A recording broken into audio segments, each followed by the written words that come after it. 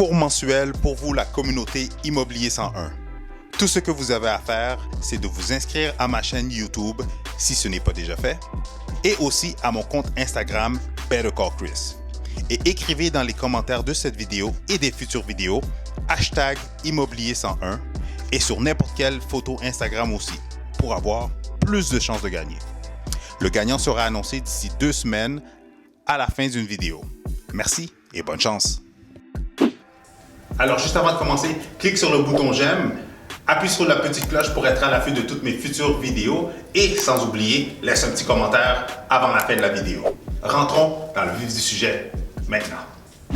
La 5e chose à ne pas faire, qui est quand même évident, mais pour X raisons, sincèrement, ce serait dur de passer au financement pour ça, mais si vous comptez vous embarquer dans le projet d'achat avec quelqu'un, si vous êtes un partenaire dans un groupe de partenariat, s'il vous plaît, ce n'est pas le temps d'aller faire une faillite ou une préposition. Parce que si vous faites faillite ou une préposition, c'est garanti, vous ne pourrez pas acheter. OK?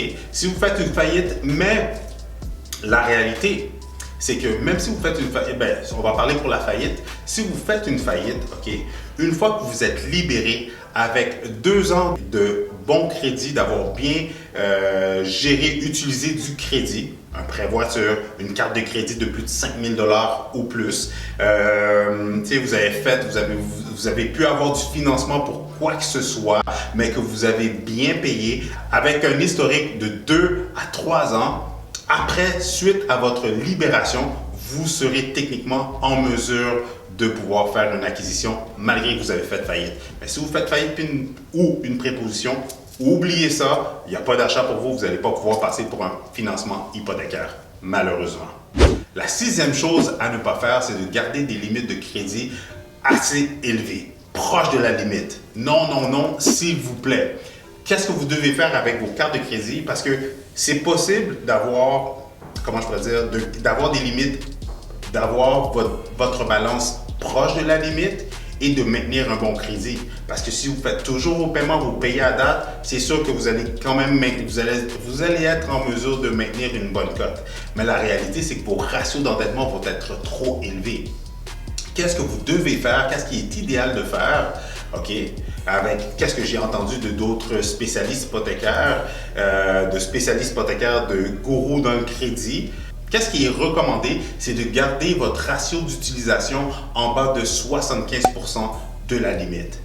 Qu'est-ce qui est bon, qui est même super, c'est de garder votre ratio d'utilisation en bas de 50%.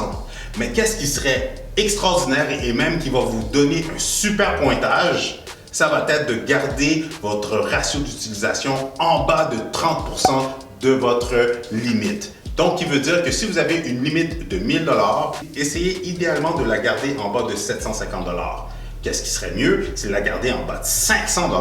Mais qu'est-ce qui serait wow et phénoménal? Ça va être de la garder en bas de 300 $. On continue de l'utiliser, mais la seule chose, c'est qu'on s'assure de ne pas dépasser. Comme ça, ça va juste booster votre pointage encore mieux. OK? Puis quand ça va être le temps de passer au financement, vous allez avoir des ratios vraiment bas qui va être plus facile pour vous de passer sans aucune surprise au financement. Un dernier petit point avec les cartes de crédit, qu'est-ce que je vous conseille de faire? Faites plusieurs petits paiements dans le mois. Si vous comptez faire un paiement de 100 $ dans le mois, au lieu de faire juste un seul paiement, faites plusieurs petits paiements de 25 $ à toutes les semaines. Comme ça, vous allez voir que le fait de faire plusieurs paiements, selon des experts que j'ai entendu dire, ils m'ont confirmé que lorsque quelqu'un faisait plusieurs petits paiements, que ça augmentait le pointage de crédit plus rapidement. Donc, je vous suggère de l'essayer. Puis si ça fonctionne, laissez-moi un petit commentaire en bas. La 7e chose à éviter de faire, c'est quoi? S'il vous plaît, je vous le dis, ne pas fermer vos cartes de crédit. S'il vous plaît, ne fermez pas vos cartes de crédit. Si vous avez des mauvaises manies, vous n'êtes pas discipliné, mais que la carte est toujours active, s'il vous plaît, essayez de faire vos paiements jusqu'à ce que vous êtes capable de régler la situation. Mais s'il vous plaît, ne laissez pas l'institution la fermer ou vous-même intentionnellement ne la fermez pas. Parce que lorsque vous la fermez, Tout ce qu'on va voir chez Equifax, c'est les 2 dernières années, OK, de votre historique. Donc, ça veut dire qu'on va voir les mauvais paiements. Et en plus, à partir que vous fermez la carte, tout ce qu'on va voir, c'est cartes fermées. À tous les mois, on va voir cartes fermées pendant les 2 prochaines années. Versus que si vous la gardez ouverte, mais que vous commencez à vous reprendre en main, à être discipliné financièrement, qu'est-ce qu'on va voir? C'est oui, mauvais historique, jusqu'à ce que ça s'est redressé. Et après ça, on va voir que vous commencez à mieux gérer. À un certain moment donné, durant les 2 prochaines années, ben, votre mauvais historique va s'effacer et tout ce qu'on va voir, ce sont la bonne période avec les bonnes manies et la nouvelle discipline d'un bon payeur. Donc, leçon à apprendre, ne jamais fermer une carte de crédit. Au pire, arrêtez de l'utiliser, puis reprenez-vous en main, mettez une bonne discipline en place. Si vous avez besoin d'aide, de coaching par rapport à ça, contactez-moi directement. Je pourrais vous mettre en contact avec des professionnels qui vont pouvoir vous aider avec le crédit. La 8e chose à ne pas faire, c'est quoi? Ben, c'est pas vraiment une chose à ne pas faire, c'est plutôt une réalité. Je vous le dis tout de suite. Si vous avez en bas de 600 de score, oubliez ça. OK? Oubliez de vouloir vous mettre en partenariat, d'apparaître sur une hypothèque. Oubliez de faire une acquisition à votre nom. Si vous avez en bas de 600 de score chez Equifax TransUnion, oubliez ça tout de suite. Reprenez-vous en main, mettez une bonne discipline en place, comme ça vous allez pouvoir justement, une fois que vous allez avoir atteint le 680, là, ça va être le temps de justement soit avoir un partenaire et d'être dans l'achat, dans la demande de financement hypothécaire, ou avec 680 et plus, évidemment, vous allez pouvoir même faire l'acquisition, l'achat sous votre nom. La 9e chose à éviter, c'est quoi? Écoutez-moi bien. On est en 2020. Ça n'a aucun bon sens qu'en 2020, vous magasinez une propriété sans avoir de préautorisation bancaire. Commande, s'il vous plaît tout le monde. Avant même de faire le premier pas, avant même de vous présenter à une visite libre, avant même de vous voyez une propriété intéressante, puis vous êtes comme « Oh my God, la nouveauté, je veux y aller ». Non. Allez vous chercher une préautorisation le plus rapidement possible. Vous êtes un investisseur, vous êtes un acheteur d'expérience et pas votre premier achat, vous avez beaucoup d'argent dans votre compte, on s'en fout. Si vous êtes un premier acheteur, regardez, si un vendeur reçoit une offre d'achat qui n'est pas accompagnée d'une préautorisation et que vous tombez en compétition avec un autre acheteur, puis que le vendeur a 2 offres sur la table, s'il y en a une avec une préautorisation où est-ce que la personne a fait ses devoirs et démontre la preuve qui peut se qualifier pour l'achat de la propriété du vendeur, versus l'autre qui n'a pas de préautorisation, c'est sûr que celle qui n'a pas de préautorisation, le vendeur ne va même pas répondre. Il ne perdra même pas son temps avec cette offre-là parce qu'il va voir que, OK, non, lui a fait ses devoirs, il a les fonds, il est en mesure de passer avec telle institution financière, tu sais quoi, je vais accepter celle-là. Donc, s'il vous plaît, avant même de quoi que ce soit, allez vous chercher une préautorisation. Pas juste d'avoir parlé au téléphone, puis d'avoir expliqué vos chiffres, puis que le courtier, le spécialiste hypothécaire n'est pas en mesure de vous confirmer sur papier que vous passez, s'il vous plaît. Même si que votre achat est d'ici plusieurs mois, même si que vous êtes comme, tu sais quoi, on aimerait ça commencer à regarder pour voir qu'est-ce qui nous intéresse. La première chose à faire, contactez-moi et je vais vous placer avec les meilleurs spécialistes hypothécaires qui vont être en mesure de vous fournir une préautorisation et à partir de là, commencez à visiter, aller dans les visites libres, etc., etc. Puis si vous ne contactez pas, contactez un courtier immobilier d'expérience qui va pouvoir vous mettre en contact avec un excellent stratégiste en financement hypothécaire qui va être en mesure de, peu importe votre situation, de vous donner l'heure juste, de vous dire si oui, vous pouvez acheter et surtout de vous dire jusqu'à combien vous pouvez acheter. Et si la réponse est négative, moi je ne la vois pas de manière négative. Si la réponse est non, ben c'est pas que c'est non. C'est juste non pendant une certaine période qui veut dire que vous allez avoir des devoirs à faire. Vous allez savoir exactement quoi faire ou quoi qu'il vous manque pour vous assurer d'être en mesure d'avoir une préautorisation. Comme ça, lorsque vous allez soumettre une offre d'achat, c'est garanti que votre offre d'achat va être acceptée et non seulement que vous allez pouvoir passer au financement. Alors, mes 2 derniers points avant de terminer, c'est vraiment simple. J'ai gardé le meilleur pour la fin. OK. Je vais être honnête et totalement transparent avec vous. Pour ceux qui me suivent depuis longtemps, je pense que vous le savez que je suis quelqu'un de honnête et transparent.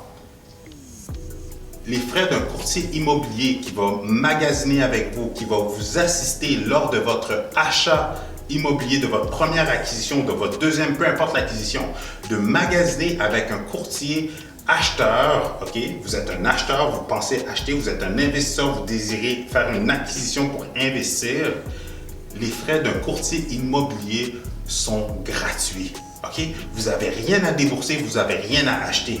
Donc, pourquoi vous en priver? De un, en tant que courtier, on fait des, je vous dirais, 5, 10, 15, 20 transactions par mois. On fait plusieurs transactions par année. On suit des formations pour savoir quoi faire, quoi pas faire, quoi vérifier, quoi regarder pour s'assurer que toute la vérification diligente est faite pour protéger l'acheteur et même le vendeur de par ce fait. Donc, pourquoi vous priver d'un courtier immobilier qui va vous représenter?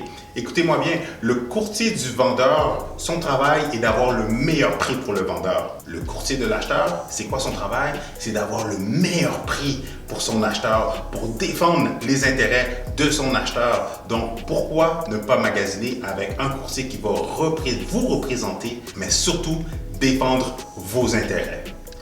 Et en passant, juste petite parenthèse, beaucoup de personnes se disent « Ah ben si je magasine directement avec le courtier qui vend la propriété, je vais avoir un meilleur deal. » C'est faux. C'est faux, c'est faux, c'est faux. Ce n'est pas vrai. La réalité, c'est que, encore une fois, le courtier qui vend la propriété, son travail, c'est d'avoir le meilleur deal pour son vendeur. Donc, si vous voulez avoir le meilleur deal pour vous, avoir quelqu'un qui va négocier à la baisse pour vous, quelqu'un qui va vous avoir le meilleur prix et les meilleures conditions selon vous, selon votre intention, votre objectif d'achat, ben ça va être l'agent qui va vous représenter, ben plutôt le courtier qui va vous représenter. Pour terminer, le dernier point que je vous dis à éviter, mais celui-là, il va être un tout petit peu touché, ça va être un tout petit peu plus, comment je pourrais dire, ce ne sera pas évident. Dans le sens, essayez d'éviter d'écouter les mauvaises personnes. Oui, je l'ai dit.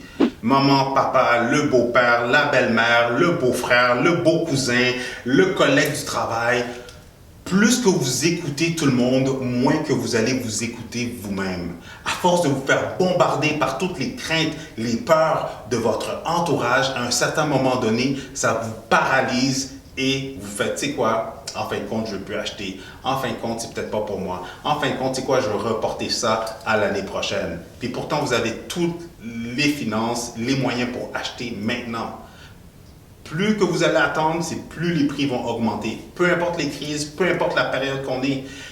Sincèrement, on est au Québec, on a un bon système bancaire, hypothécaire, qui veut dire que dans le pire des cas, les prix vont se stabiliser. OK? Mais les prix vont, après ça, les prix vont recommencer à augmenter. Qui veut dire que si jamais, justement, vous êtes entouré de personnes qui vous créent plus de peur, de crainte ou d'incertitude, puis que vous voulez retarder votre projet, malheureusement, ça va juste vous coûter plus cher lorsque vous allez vraiment vous décider d'acheter.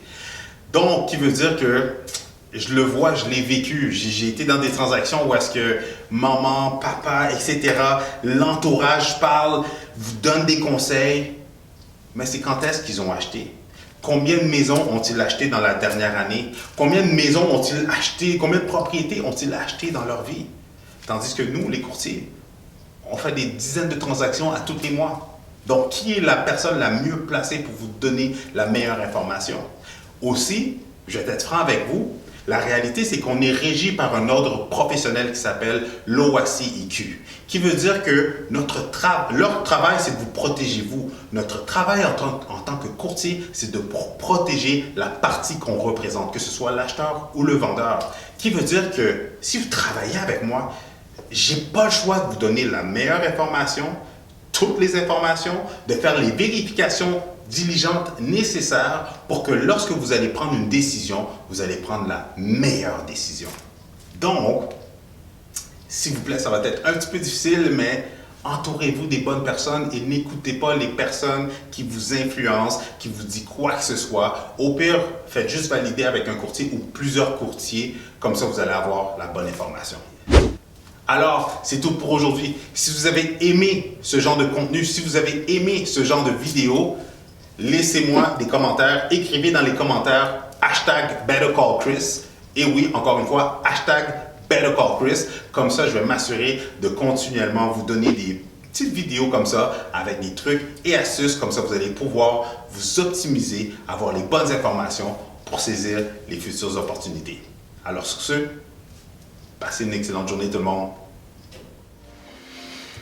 Alors, c'est tout pour aujourd'hui. Merci tout le monde pour votre écoute. Si vous avez des questions ou des commentaires, n'hésitez pas à les mettre plus bas. Ça va me faire plaisir de répondre à toutes vos questions, mais surtout de vous donner la bonne information.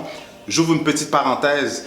Mon but avec ma chaîne n'est pas simplement de vous divertir, mais au contraire, mon but c'est de vous aider en vous donnant l'information, mais surtout pour ceux qui sont prêts à passer à l'action, pour ceux qui sont prêts à passer à un autre niveau, que ce soit pour vendre ou acheter. Mon but est de vous assister, de vous accompagner pour vous assurer d'avoir une belle transaction gagnante. Donc, n'hésitez pas à me contacter directement.